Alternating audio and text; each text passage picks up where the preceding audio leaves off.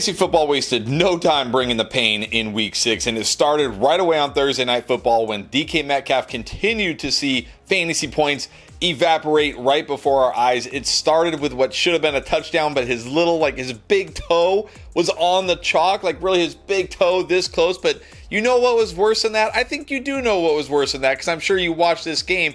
He caught a 55-yard touchdown, saving the day for our fantasy teams.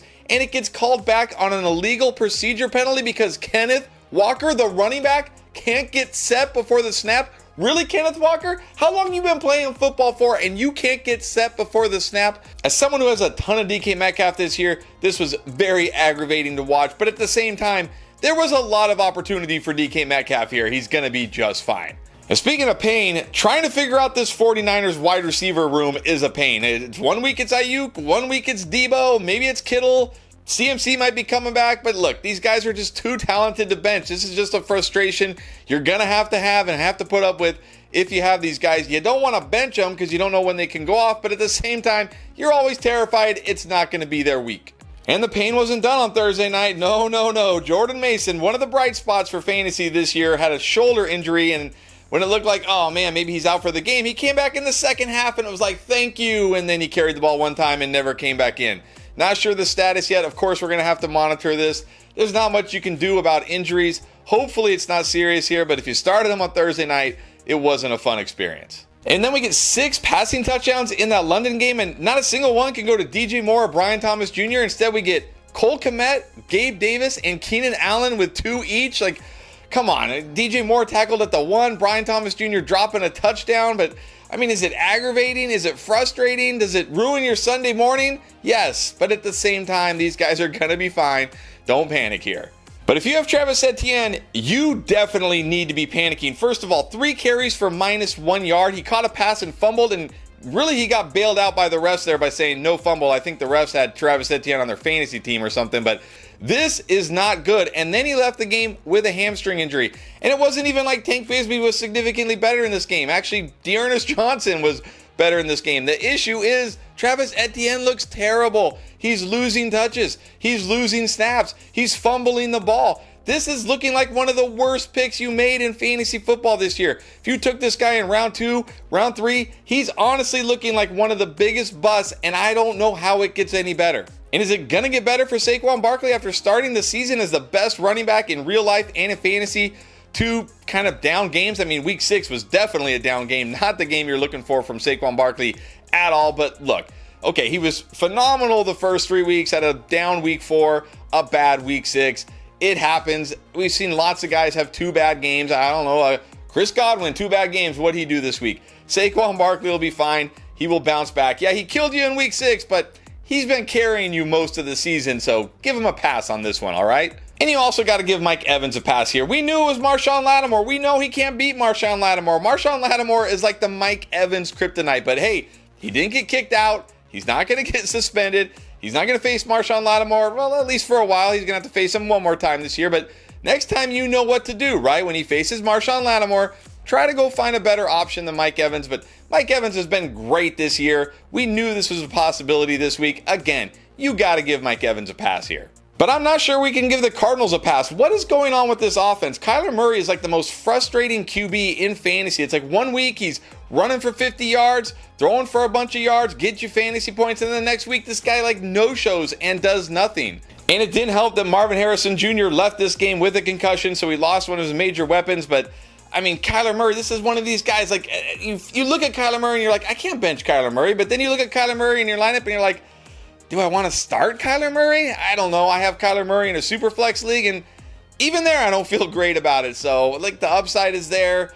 Maybe this is like the every other week thing, right? 1 week he's good, 1 week he's bad. So maybe that means week 7 he'll be good, or maybe it just means he'll continue to be frustrating. And by extension, this was easily the most frustrating week for James Conner. Now, I know he got a little banged up in this game, but we saw a lot of Trey Benson and Amari DiMercado in this game, and to add insult to injury, he fumbled on top of things to, really ruin your day there if you had James Conner. But James Conner's been mostly solid. This offense has been mostly good, I guess. So let's just hope the offense bounces back. Kyler Murray bounces back. Let's hope James Conner is okay. And let's hope he resumes that workhorse role when we see him in week 7. The Lions absolutely curb stomped the Dallas Cowboys, but what happened to Sun God and Jahmyr Gibbs here? Like, okay, sure, Sun God, he got that cheapy touchdown. Like, they got the ball and they didn't even need to score, and they're like, let's just give Sun God a touchdown. Okay, fine. It wasn't a terrible day, but not what you're looking for from Sun God. But look, the previous 3 games, over 20 fantasy points. Again, another guy, you just got to give him a pass here. But what about Jahmyr Gibbs? I mean, he was good in real life. He had 91 yards on 15 touches, but it's not what we're really looking for in fantasy. And Monty getting all the goal line, all the touchdowns here. Like, what is going on with Jahmyr Gibbs? I feel like this guy has not had a big game at all this season. Like, he's been good, but he hasn't really been first round good yet. So, not a total bust like at the level of Etienne, of course, because, again, he's helping you. He's not killing you. But, man, for somebody you drafted in the first round, definitely have been hoping for more. Gotta hope it gets better. But, look, Montgomery looks great. They just extended him. I don't know if we're going to get more from Jahmyr Gibbs, to be honest. I think he might just be one of these guys who we look back on and say, he was good, but not first round good. And of course, with the Cowboys getting curb stomped, that meant Dak Prescott did nothing. And I mean nothing. Not even like garbage time nothing. 2 interceptions, no touchdowns, 3 fantasy points for your starting quarterback. And he didn't even get garbage time because they benched him early in the 4th quarter because it was such a blowout here. And again, we haven't really seen a great Dak Prescott this year. Yes, he's been good. And look, you didn't draft this guy as an elite QB, but still, like after what we saw last year, we're expecting more from Dak Prescott here. Like, the defense doesn't look good. The offense doesn't look good. I'm not saying I'm fully panicking on Dak Prescott and the Cowboys right now, but I'm a little worried. And I am a little worried about CeeDee Lamb as well. Again, kind of like Jahmyr Gibbs. He's only had one 20-point PPR game this year. Again, he was fine in week 6. He didn't kill you. It's not like CeeDee Lamb lost you your week, but you didn't draft CeeDee Lamb to not lose you your week. You drafted CeeDee Lamb to win you your week. And he hasn't really been doing that this year so far outside of that one game. But again, think back to last year. CeeDee Lamb wasn't on fire from day one. I feel like this Cowboys team kind of starts slow and then gets rolling. So again, no panic on CeeDee Lamb. Sure, you haven't gotten what you drafted him for yet, but he'll be better. And of course, Jake Ferguson also sunk with the ship here. But look, he's been mostly good, at least for a tight end. He's been very good. So give him a pass in this one. The Cowboys stunk on both sides of the ball. Give him a pass. Trust him again when they come out of the bye in week 8. And then here's a stat line you don't see very often. 8 targets, 0 catches. That was Calvin Ridley in week 6. What are we doing here? Like, you cannot trust this Titans passing attack. I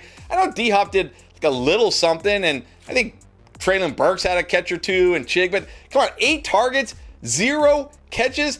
I've been saying, like, I don't know how you can trust this guy with Will Levis. As long as Will Levis is under center, you can't really trust this passing attack at all, and you certainly can't trust Calvin Ridley. Sure, every now and then he'll have a nice game like he did, I think, what was it, like week 1, and every now and then DeAndre Hopkins will have a nice game like he did in, what, I think like week 3, but most of the time you're not going to want to start these guys, and I'm telling you right now, I mean, I don't have either of these guys, but if I did, I would not be putting them in my fantasy lineups. But speaking of passing offenses we don't want to have any interest in, how about the Browns? They might be only slightly, and I mean slightly, better than the Titans right now. Amari Cooper, another game where, okay, he didn't kill you, but I mean, come on.